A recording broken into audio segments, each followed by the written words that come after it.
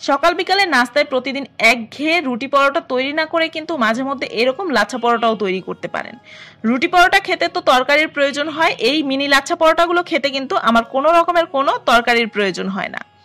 এই মিনি লাচ্ছা পরোটাগুলো খেতে কিন্তু অনেক বেশি মজার হয়ে থাকে, তৈরি করা খুবই সহজ। আপনারা চাইলে কিন্তু এই লাচ্ছা পরোটাগুলো চায়ের সাথেও পরিবেশন করতে পারেন। আসসালামু আলাইকুম এভরিওয়ান, আজকের রেসিপিতে আপনাদের সাথে শেয়ার করছি দারুণ মজার মিনি লাচ্ছা পরোটা।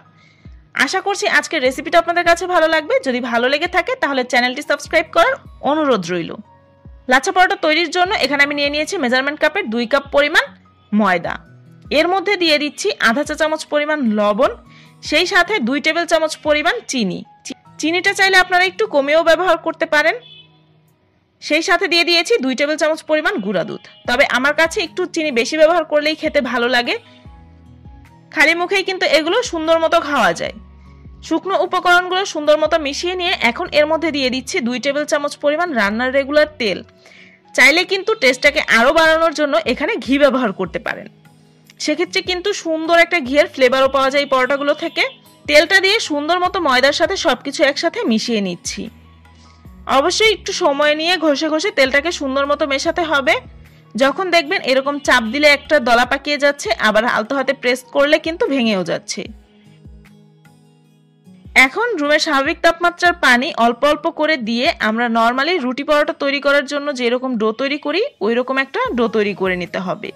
ডোটা তৈরি হওয়ার পরে আমি 4-5 মিনিটের মতো একটু সুন্দর করে মথে নিয়েছিলাম। এখন এটাকে ঢাকনা দিয়ে ঢেকে রেখে দিচ্ছি একটা সাইডে প্রায় 15 থেকে 20 মিনিটের জন্য। এতে করে এই ডোটা কিন্তু আরো অনেকটাই সফট হয়ে যাবে।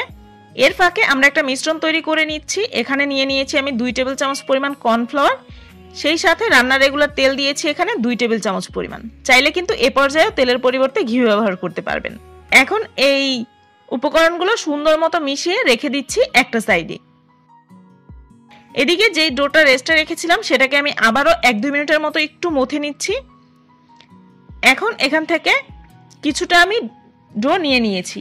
নর্মালি আমরা রুটি পরোটা তৈরি করার জন্য যতটুকু ডো নেই আমি তার থেকে একটু কম নিয়েছি, যেহেতু এখানে মিনি লাচ্ছা পরোটা তৈরি করব। অতিরিক্ত ডো নিলে কিন্তু পরোটাগুলো দেখা যাবে যে অনেক বেশি মোটা হবে, ভেতর থেকে কিন্তু সুন্দর মতো কুকও হতে চাইবে না, আর ভেতরটা খেতেও কিন্তু ভালো লাগবে না। তাই চেষ্টা করবেন একটু পরিমাণে কম ডো নিতে। পাতলা করে একটা রুটি বেলে নিয়েছি। এখন যে মিশ্রণটা তৈরি করে রেখেছিলাম কর্নফ্লাওয়ার আর তেলের, সেই মিশ্রণটা এখানে একটা ব্রাশের সাহায্যে সুন্দর করে স্প্রেড করে দিচ্ছি। এরপরে একটা ছুরির সাহায্যে যতটা সম্ভব চিকন চিকন করে কিন্তু এই সম্পূর্ণ রুটিটাই কেটে নিতে হবে। আমি এখানে ছুরির সাহায্যে কেটে নিচ্ছি। আপনাদের হাতের কাছে পিৎজা কাটার থাকলে পিৎজা কাটার দিয়েও কিন্তু সুন্দর মতো এভাবে কেটে নিতে পারবেন। এরপরে সাইড থেকে ঘুরিয়ে ঘুরিয়ে এটাকে পেঁচিয়ে নিচ্ছি।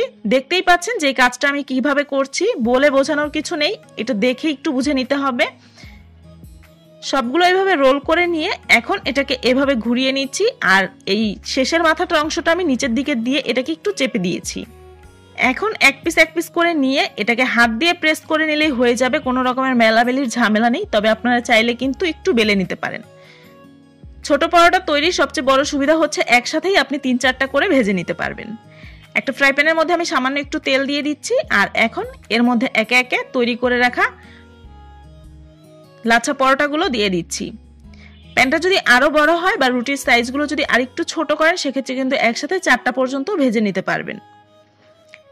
প্রতিপাশ উল্টে উল্টে অল্প অল্প করে তেল দিয়ে এই পরোটাগুলোকে ভেজে নিচ্ছি। একসাথে অতিরিক্ত তেল না দিয়ে প্রতিপাশ উল্টে উল্টে অল্প অল্প করে তেল দিয়ে ভেজে নিলেই কিন্তু সবচাইতে ভালো হয়। ভাজতে ভাজতে দেখবেন যে লেয়ারগুলো কিন্তু আস্তে আস্তে খোলা শুরু করবে।